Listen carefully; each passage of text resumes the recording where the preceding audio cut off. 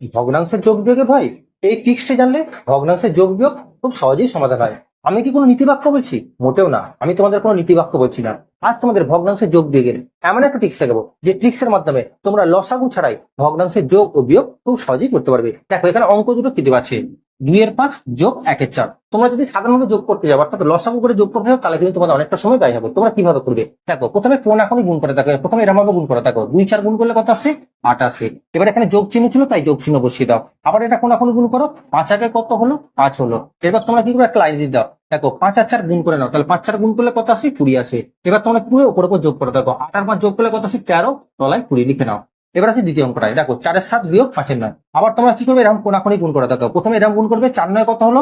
36। এখানে বিয়োগ চিহ্ন ছিল তাই বিয়োগ চিহ্ন দিয়ে দাও। আবার কোনাকুনি গুণ করো, দেখো 7-5 কত হলো? 35 হলো। এবার একটা লাইন দিয়ে দাও, এবার নিচের গুলোকে গুণ করে দেখো, 7-9 কত হলো? 63 এলো। এবার দেখো 36 থেকে 35 বিয়োগ করলে কত আসে? 1, তলায় 63 যেমন আছে লিখে নাও। এক্ষেত্রে তোমাদের বলে রাখছি, যদি এক্ষেত্রে লব হারের লঘিষ্ঠ আকারে পরিণত করতে পারো অর্থাৎ কাটাকাটি করে ছোট করতে পারো তাহলে সেক্ষেত্রে তোমরা করে নেবে। দেখো এই অঙ্ক দুটো তোমরা যদি বুঝতে পারো তাহলে এই অঙ্ক দুটোর উত্তর কত হবে তোমার উত্তর কমেন্ট বক্সে জানাও। ভিডিওটি ভালো লাগলে লাইক করো এবং এই জাতীয় নিত্য নতুন ভিডিও টিপস পেতে অবশ্যই চ্যানেলটিকে সাবস্ক্রাইব করো।